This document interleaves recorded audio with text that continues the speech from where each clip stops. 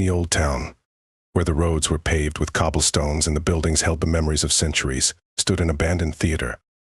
Its majestic columns and high-arched windows once symbolized culture and art, but now the theater was covered in a thick layer of dust and overgrown with moss. No one remembered when the last performance took place, and the locals avoided this place, fearing its dark secrets. Jack and Leah were newlyweds who had moved to this town seeking a peaceful life. They were curious and always looking for adventure, even in the darkest corners. One evening, while walking down the deserted streets, they stumbled upon this theater. "Just look at this place," Leah, Jack said, his eyes lighting up with excitement. "Do you want to take a look inside?" Leah, a bit nervous, nodded. She was always attracted to old buildings, and despite all the rumors, she couldn't resist the tempting opportunity to explore something so mysterious. The theater doors were locked, but Jack found a window that could be pried open. Once inside, they were met with the smell of dust and dampness. Their footsteps echoed through the empty corridors, amplifying the feeling of unease. They moved further, until they found themselves in the main hall. The stage, once lit by bright lights, was now shrouded in darkness. The seats were covered with white sheets, as if ghosts from the past were hiding beneath them. Leah felt a chill run down her spine, but her curiosity was stronger than her fear. Old set pieces stood on the stage, reminders of long-forgotten performances.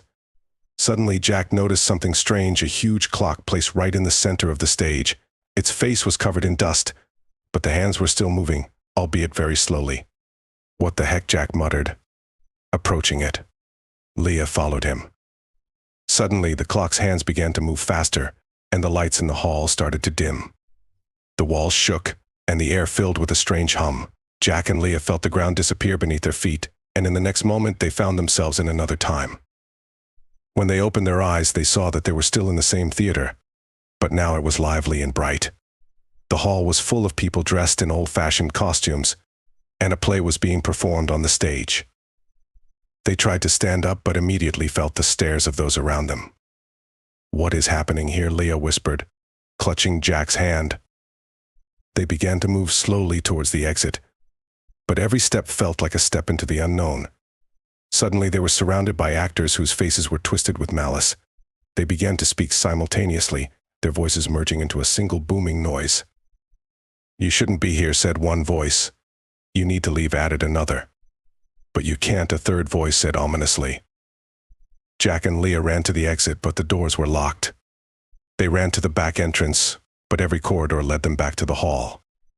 The theater seemed to be playing with them, not letting them leave. They felt something invisible squeezing their hearts, slowing them down. Finally, they found a small door backstage. Opening it, they found themselves in a strange room where the walls were covered with mirrors. In each mirror, their frightened faces were reflected, but the eyes in the reflections held not just anxiety but something sinister. "We need to find a way out," Jack said, his voice trembling. "We have to get back to the clock." Leah nodded. They ran through the corridors again, but the theater had changed. It now resembled a labyrinth, and every turn brought new horrors.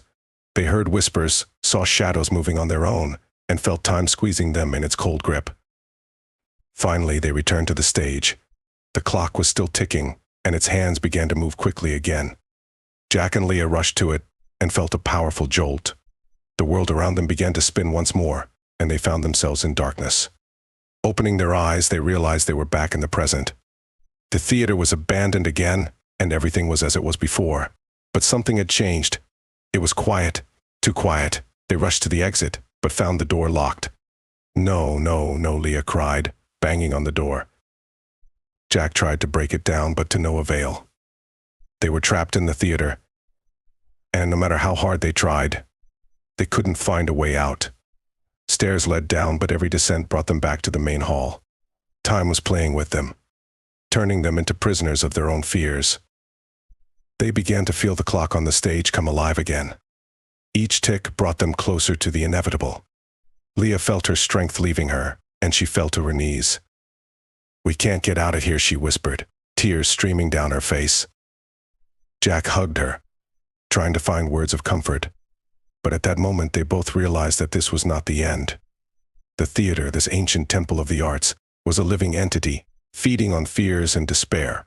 It had trapped them in its time loop, and now they were its prisoners forever. Time spun again, and they found themselves in the same hall, but this time it was different. The hall was empty, but on the stage stood themselves, repeating the same movements and words. They had become part of the play, eternal actors in a theater that never released its victims. And so they remained in this theater, in an endless time loop, playing their roles over and over, forever lost in the darkness and silence of the old abandoned building. No one heard their cries, and no one came to help.